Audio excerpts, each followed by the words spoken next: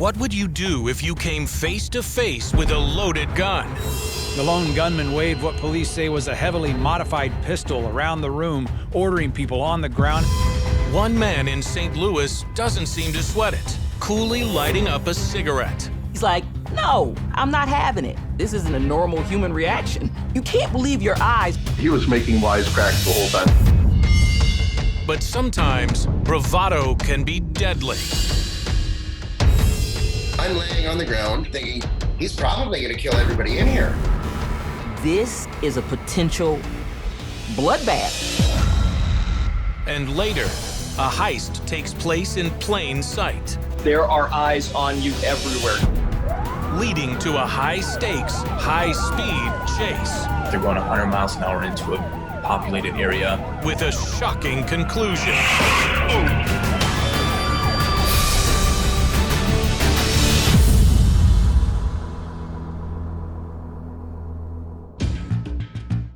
Sometimes an ordinary Tuesday night can take an extraordinary turn. How would you react during an armed robbery? St. Louis, Missouri, August 28, 2019. Berman's Tavern has been in operation since the mid-1930s. The beloved local bar may be old, but it's equipped with modern technology, like surveillance cameras. And those cameras are running at 12:30 a.m. when a patron walks into the bar and turns a typical night into a potentially deadly showdown. You see this guy come in with this huge gun and threaten everybody, get on the floor. So it's really, really nerve-wracking. It's terrifying because you don't know what's gonna happen. He has a loaded gun. However, there's one man who doesn't even flinch. He stays right in his seat and casually scrolls through his phone. He's sitting there with his beer, like, forget about it. The armed robber notices the one patron who refuses to comply with his orders. He says, give me your wallet. And he goes, I got $2 in my wallet, and that's for my beer. And you ain't getting it. Then the robber grabs for his cell phone. But the patron refuses to give it up, even though there's a gun just inches from his head. He yanks the phone right back out of the robber's hands. He's like, no, I'm not having it. And so you see that it's kind of throwing the guy off because this isn't anything that you expect. This isn't even a normal human reaction. This is a superhero reaction. You can't believe your eyes. Then the man defiantly lights up a cigarette, showing no fear, even as the patron right next to him empties out his wallet. Who is this man? And why is he unafraid of the large gun in this robber's hands? The man's name is Tony Tovar. He's a 57-year-old master mechanic who lives just blocks away in the South City neighborhood. And bartender Dustin Kruger knows him well. He's a regular, he's a good friend of mine. I was very surprised by his reaction. I've had guns pulled on me before, but that's the biggest gun that's ever been, put in my face. I went out from behind the bar because I didn't want to be in close contact with him, within feet of the guy with the gun. If his life is hanging in the balance, Tony doesn't seem to care. Startled and confused at this strange behavior, the armed robber decides to walk away from Tony and goes around the bar to open the register. While the dude was on the other side of the bar taking money, Tony asked for a beer. He's like, hey, if you're gonna steal from him, might as well steal a beer for me. And the guy looks at him and he's just like, get your own freaking beer, man. And Tony goes, well, I'm just saying, if you're robbing the bar, rob it a little for me. But not everyone finds Tony's attitude amusing. Anything could set the gunman off.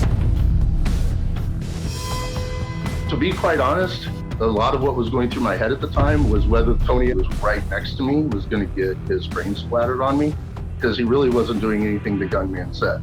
And everyone in the bar is acutely aware of what might soon be the terrible, tragic conclusion in this high-wire standoff. Tony's gonna get us all killed. And I know the people next to Tony believe that too. It completely clicked over in our mind that this is what's going to happen.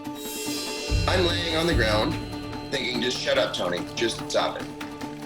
I realize if he's gonna kill one person, he's probably gonna kill everybody in here. This is a potential bloodbath.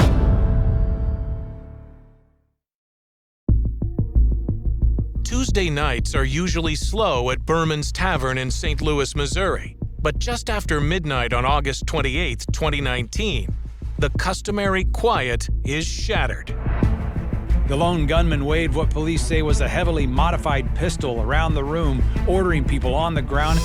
As the armed robber paces around the bar, patrons are terrified. They are now trapped on the ground with no way out. I'm not going to crawl on the floor and try and get out. I'm not going to try and run for the door. I'm not going to try and charge the gunman. At any moment, he could, lose his mind and just start opening up. But there's one patron who refuses to comply with the gunman's demands, even with a gun in his back. Mechanic Tony Tovar.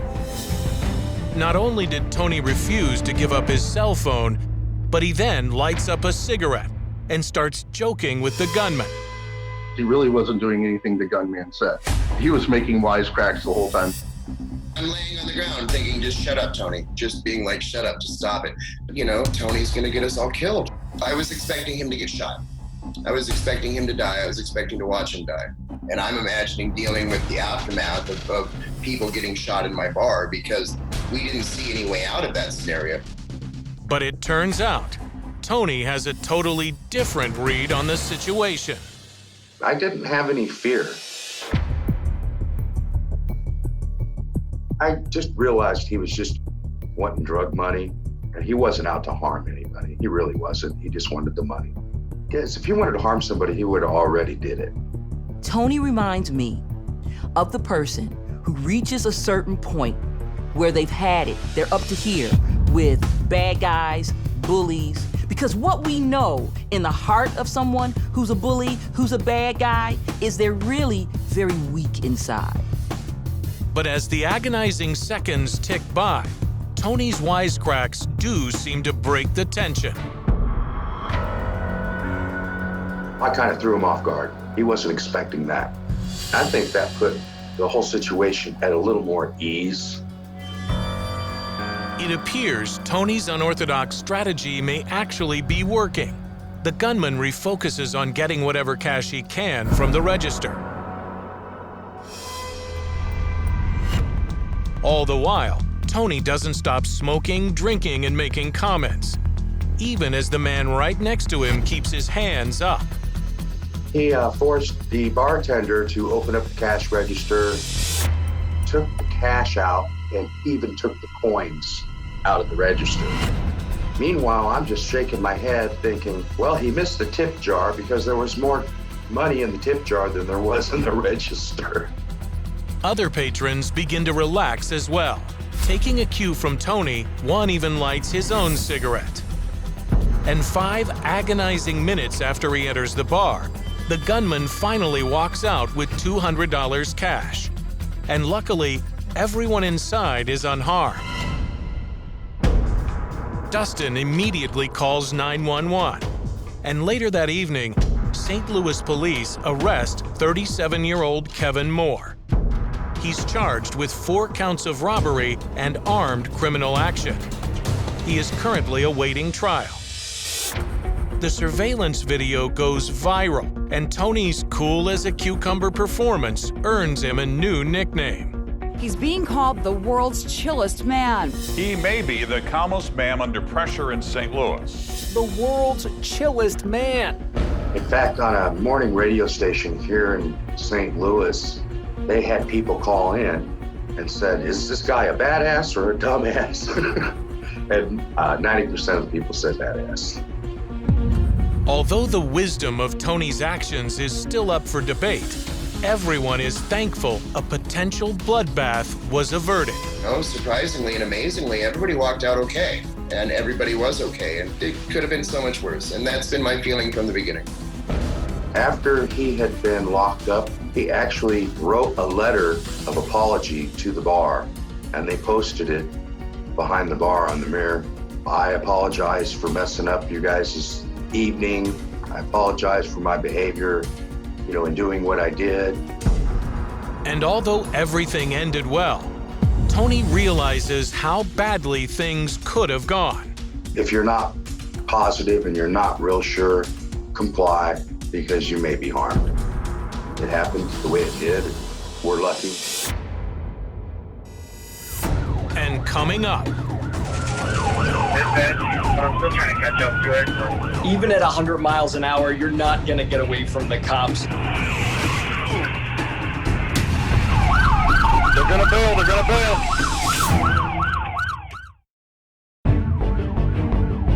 January 19th, 2020, Ozaukee County, Wisconsin. Dashboard cameras on a police cruiser capture a heart-pounding high-speed chase. With lights and sirens blaring, Bayside police say the driver refused to pull over, instead accelerating at 100 miles per hour. I'm still trying to catch up to it. A chase that leads to a horrific collision. It all happens on I-43, one of the busiest highways in the state. You're potentially putting thousands of people's lives at risk because that stretch of highway goes right into the heart of downtown Milwaukee. And whoever is behind the wheel clearly has no intention of stopping. They went through 3 different jurisdictions. The chase becomes so dangerous, police are ready to do whatever is necessary to stop it. As you see in that dash cam, there are officers that are just down I-43 at the ready with stop sticks. Stop sticks, or spikes, are used to force a car to come to an abrupt halt. There is definitely a danger in terms of throwing the stop sticks down on a busy highway like that in the middle of the afternoon. These police have to make a split-second decision. Do they let this car continue to go wildly down the road and potentially injure or kill others? Or do they put these spikes in the road? Police decide to take the risk, and the fleeing silver Malibu hurtles over the spikes at nearly 100 miles per hour. Then quickly loses control and slams into a wall.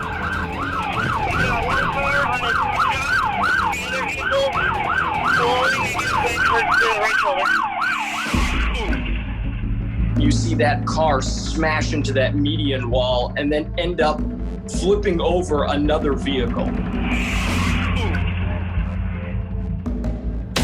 It's terrifying to watch. But incredibly, whoever is driving still isn't giving up the chase. I couldn't believe it when I saw it. They just kept going. Who is behind the wheel? And why are they so determined to get away? It all begins a half hour earlier, when Officer Tyler Taubenheim of the Grafton Police Department responds to a 911 call from a nearby sporting goods store, where a brazen daylight robbery is underway. The call came out advising that a retail theft had just occurred. As other officers pursue the suspects, Taubenheim investigates the scene of the crime. As I walk in, I see the manager first.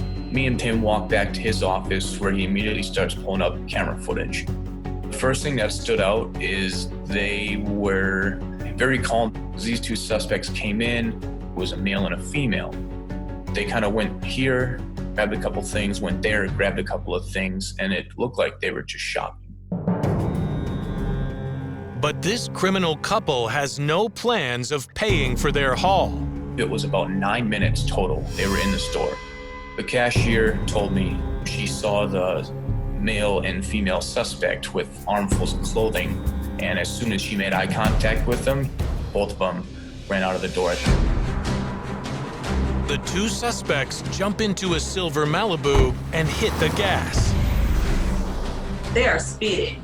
and they have one mission in mind: getting away. That's when the terrifying high-speed chase begins.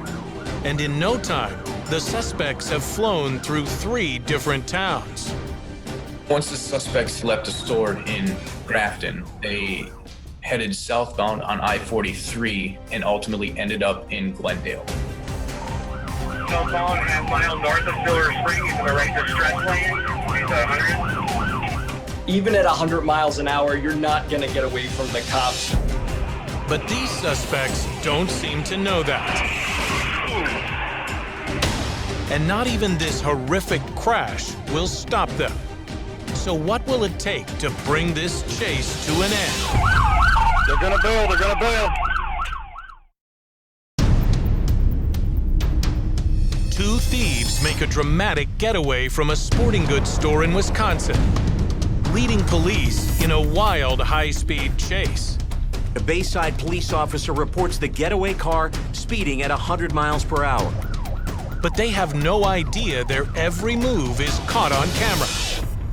You should know that when you go into a major store, there are eyes on you everywhere. So it's a pretty stupid decision to just run out the front door with arms full of merchandise. The chase reaches death-defying speeds of 100 miles per hour. I'm still trying to catch up to it. We're at probably going almost 100. There's tons of dangers that come into play with other drivers and innocent bystanders. Traffic is moving over for me. People get into accidents. It's very high probability of at least minor injuries, if not more severe injuries or possibly even death. That's what forces police to put the spike strips down. Continuing south, he's at 100. He's in the far right lane. They're going 100 miles an hour into a populated area, and spike strips generally, if everything goes as planned, it deflates the tires, just slows people down. But it's a risky maneuver, and in this case, it has drastic consequences.